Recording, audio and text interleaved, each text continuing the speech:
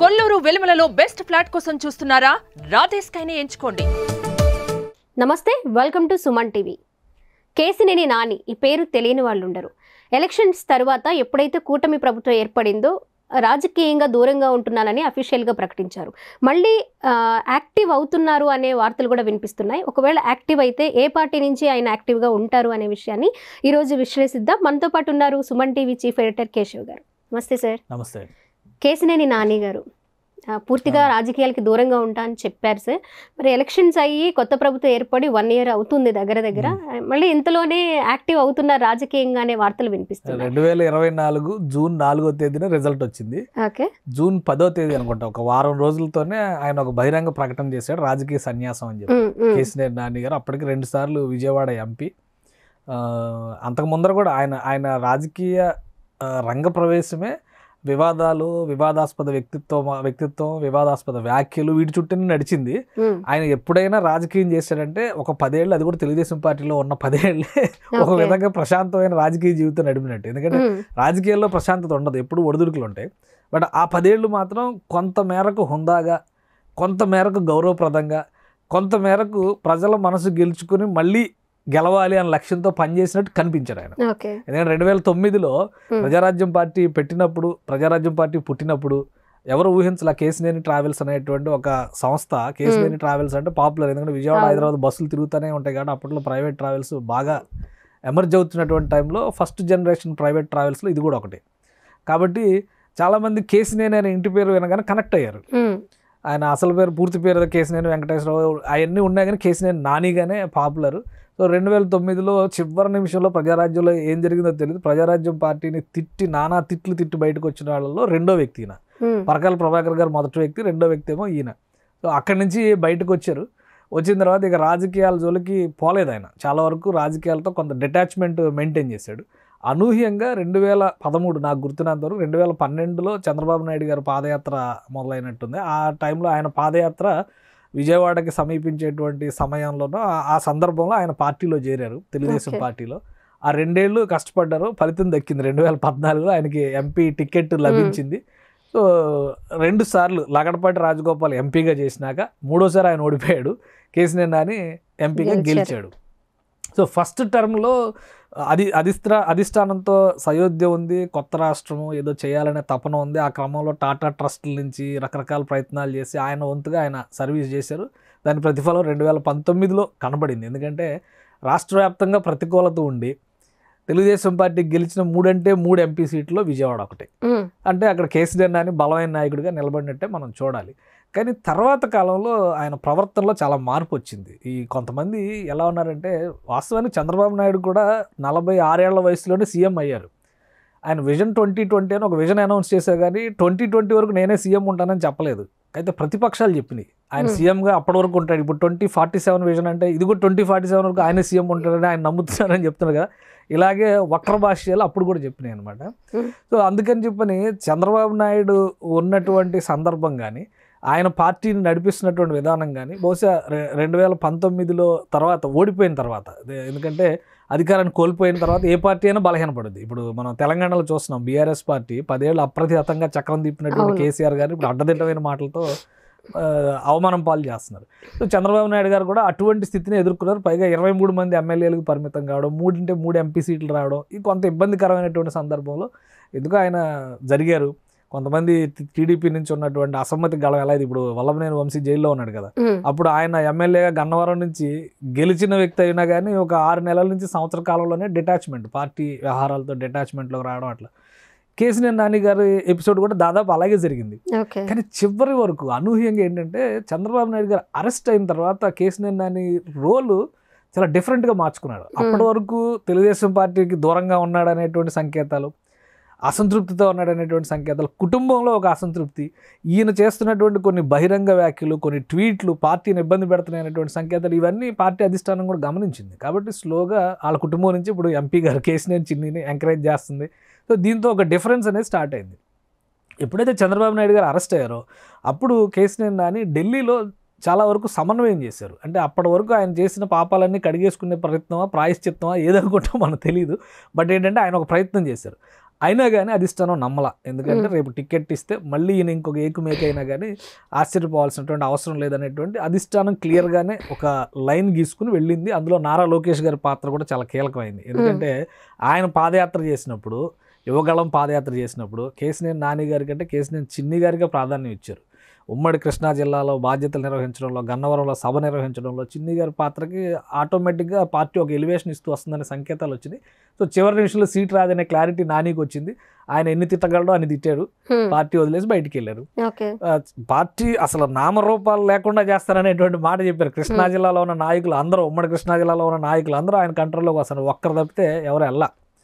ఆయన కోలగట్ల కాదు స్వామిదాస్ గారు అనుకుంటా, మైలవరం తిరువురు కంటెస్ట్ చేసిన ఆయన ఎవరు ఒక్క ఆయన వెళ్ళారు, కరెక్ట్ గుర్తులేదు నాకు కూడా. ఆయన మినహా ఎవరు వెళ్ళలేదు.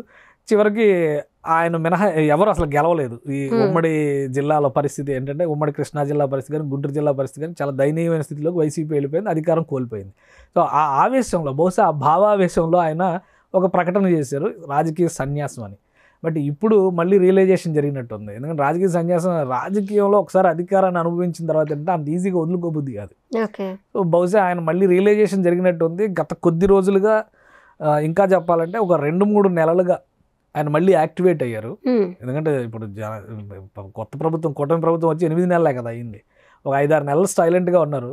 గత 2-3 నెలల నుంచి మళ్ళీ యాక్టివేట్ అయ్యి జన సమీకరణ, కార్యకర్తల సమీకరణ, సమాలోచనలు, ఈ ప్రయత్నాలు జరుగుతున్నట్టుగా ఒక సమాచారం వస్తుంది. టీడీపీ నుంచి వచ్చేసారు, వైసీపీ నుంచి ఓడిపోయారు. రీసెంట్ గా కూడా పురంధేశ్వరి గారిని కలిసినట్లుగా కూడా మనకి సమాచారం అంటుంది. అంటే బీజేపీకి వెళ్తారు, బీజేపీలో జాయిన్ అవుతారు, బీజేపీ నుంచి యాక్టివ్ అవుతారని అనుకోవచ్చు అంటారు. అంటే కేశినేని నాని గారికి ఉన్నటువంటి ఒక అడ్వాంటేజ్ అంటే 2 టర్ములు ఎంపీగా చేయడం వలన ఢిల్లీలో కొంత సత్సంబంధాలు ఏర్పరచుకోగలిగారు. వాటి ఫలితంగానే ఆయన చంద్రబాబు నాయుడు గారి అరెస్ట్ సమయంలో లోకేష్ గారి అపాయింట్మెంట్స్ ఆ విషయంలో కూడా కొంత చొరవ చూపించేటువంటి అవకాశం దక్కింది ఆయనకి. సో బహుశా ఢిల్లీ నుంచి ఆయన ఏదన్నా ఒక సంకేతం అందుకోవడం వలన పురంధేశ్వరి గారితో భేటీ అయినట్టుగా, ఒకసారి కాదు 2-3 దఫాలుగా భేటీ అయినట్టుగా, తన వర్షన్ వినిపించినట్టుగా ఒక సమాచారం అయితే ఉంది. పురంధేశ్వరి గారు ప్రస్తుతం రాష్ట్ర బీజేపీ అధ్యక్షురాలు కాబట్టి, ఒకటి ఈ ఓడిపోయిన వాళ్ళు, అలానే ఇక మళ్ళీ రాజకీయ భవిష్యత్తు మనకు ఉండదేమో అనుకున్న వాళ్ళందరూ షెల్టర్ పార్టీలుగా, ముఖ్యంగా తెలుగుదేశాన్ని టార్గెట్ చేసి తిట్టిన వాళ్ళేమో అటు జనసేన, బీజేపీ అని ఎత్తుకుంటున్నారు. బీజేపీకి ఇక్కడ పెద్ద స్థానం లేదు కాబట్టి బీజేపీ అనేది అవకాశాన్ని బట్టి ఇస్తుంది. అలానే జనసేన టార్గెట్ చేసి తిట్టిన వాళ్ళు ఇటు టీడీపీనా బీజేపీనా అని చూస్తున్నారు. కాబట్టి బీజేపీ ఒక కంబైన్డ్ షెల్టర్ అవుతుంది అందరికి. కేంద్రం నుంచి ఏదన్నా ఆశీస్సులు ఉన్నాయనుకోండి, ఇప్పుడు కేశినేని నాని గారు కూడా అదే చేస్తున్నట్టుగా కనిపిస్తుంది. కానీ బీజేపీ అటువంటి నిర్ణయం తీసుకుంటే అది ఒక బలమైన సంకేతం అయితే. ఎందుకంటే ఇప్పుడు ఎవరినైతే కేశినేని చిన్నిని ఆయన వ్యతిరేకించి, వాళ్ళ కుటుంబ సభ్యుడే, సొంత బ్రదరే కదా, ఆయన ఇక్కడ ఎంపీగా ఉన్నాడు. ఇప్పుడు ఆయన తీసుకొచ్చి ఏ పొజిషన్లో పెడతారు, రేపు పొద్దున ఏ పొజిషన్కి ఆయన కంటెస్ట్ చేయించాలనుకుంటారు. సో ఇది ఫ్యూచర్ డిసైడ్ చేస్తుంది అనుకుంటే కూడా ప్రతిరోజు ఒక రచ్చ నడిచేటువంటి అవకాశం ఉంటుంది. Plus BJP MLA Sujana Chowdary గారు విజయవాడ వెస్ట్ నుంచి కంటెస్ట్ చేస్తుంటే కూడా అడ్డమైనటువంటి భాషలో ఆయన తిట్టారు, తోలనాడారు, అవమానించారు, గేలు చేశారు. ఎన్ని రకాలుగా ఆయన పరాభవించాలో అన్ని రకాలుగా పరాభవించారు. అలాంటిది ఎవరు ఊహించిన స్థాయిలో సుజనా చౌదరి విజయవాడ వెస్ట్ ఎమ్మెల్యేగా బీజేపీ సీటు మీద గెలిచాడు. ఎందుకంటే బీజేపీ ఇప్పటివరకు గెలవని సీట్, అది గెలుస్తుందని అనుకోవడానికి అవకాశం కూడా లేని సీట్. ఎందుకంటే మైనారిటీ ఓటింగ్ శాతం ఎక్కువ ఉన్నటువంటి సీటు. లాస్ట్ టైం కూడా అతను మాజీ ఎమ్మెల్యే వెల్లంపల్లి శ్రీనివాస్, మాజీ మంత్రి ఎమ్మెల్యే, ఆయన ట్రై చేసి చివరి నిమిషంలో ఓడిపోయాడు 2014లో. సో ఈ లెక్కలన్నీ చూసినప్పుడు వీళ్ళ నుంచే ప్రతికూలత ఎదురయ్యేటువంటి అవకాశం ఉంటుంది. కాబట్టి కేశినేని నాని గారిని బీజేపీలో రాణిస్తారా, ఫస్ట్ పాయింట్. ఆయన టార్గెట్ చేసింది కూడా విజయవాడ వెస్ట్ ఎమ్మెల్యే సీటును టార్గెట్ చేసి, ఎందుకంటే వాళ్ళ కూతురికి ఆ సీట్ ఇప్పించాలని కూడా ప్రయత్నాలు చేశారు ఆయన. వాళ్ళ కూతురు అక్కడ వార్డు మెంబర్గా కూడా పోటీ చేసి గెలిచారు. ఒకవేళ విజయవాడ ఈ నగరపాలక సంస్థలో కనుక తెలుగుదేశం మెజారిటీ వచ్చి ఉంటే ఆమెను మేయర్ చేయాలనేటువంటి కళలు కూడా. కాబట్టి బీజేపీతోనూ సున్నం పెట్టుకున్నాడు ఆయన, టీడీపీతోనూ సున్నం పెట్టుకున్నాడు.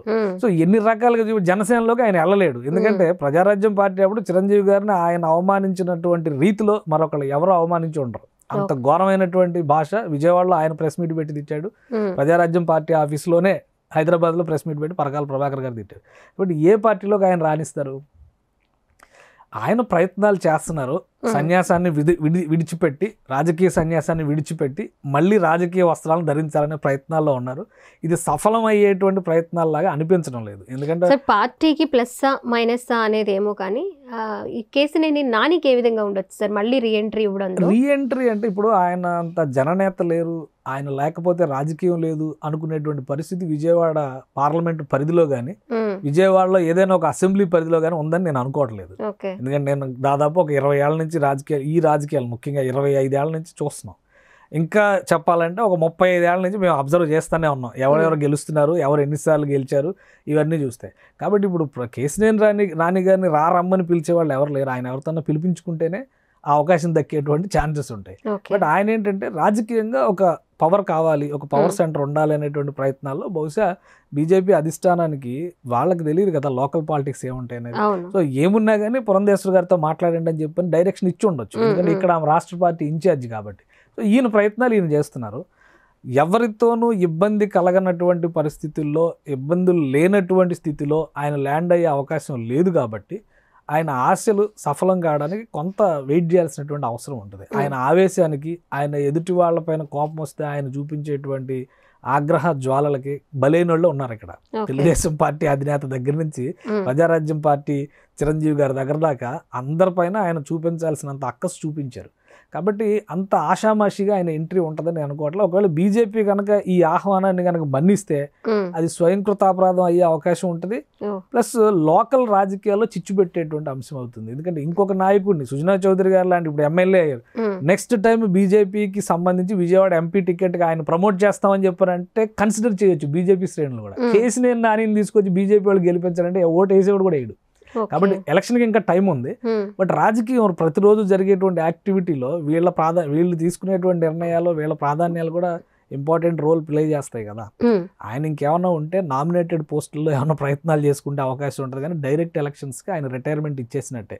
ఆయన రాజీనామాని ప్రజలు ఆమోదించారు, ఆయన రాజకీయ సన్యాసాన్ని కూడా ప్రజలు ఆమోదించారు. సార్ ఇంకా వాళ్ళ అమ్మాయి గురించి కూడా ఏమైనా మాట్లాడి ఉంటారేమో అని కూడా అంటే అది తర్వాతి కార్యక్రమం. వాళ్ళ అమ్మాయిని ఇప్పుడు కొన్ని చోట్ల జరుగుతున్నాయి అలానే. ఎందుకంటే వాళ్ళు నేరుగా పార్టీలోకి వస్తే ఇబ్బంది అనుకున్నప్పుడు వాళ్ళ కూతుర్ని ఎంట్రీ చేయొచ్చు, ఎందుకంటే ఆమెకు భవిష్యత్తు ఉంటుంది కాబట్టి. ఆమెకు పెద్ద వ్యతిరేకత రాకపోవచ్చు, ఆమె జాయినింగ్కి పెద్ద వ్యతిరేకత రాకపోవచ్చు.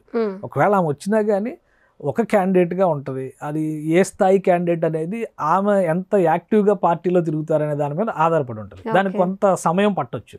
సో మీరు అన్నట్టుగా ఆ ప్రయత్నాలను కనుక వస్తే కనుక ఎవరు పెద్ద సీరియస్గా తీసుకోరు, ఎందుకంటే నెక్స్ట్ జనరేషన్ కాబట్టి వాళ్ళు ఇష్టం అన్నట్టుగా వదిలేస్తారు. బట్ కేసీనేని నాని గారు వస్తున్నారంటేనే కూటమి నుంచి ప్రతికూల ఖచ్చితంగా ఉంటుంది. Okay sir, thank you.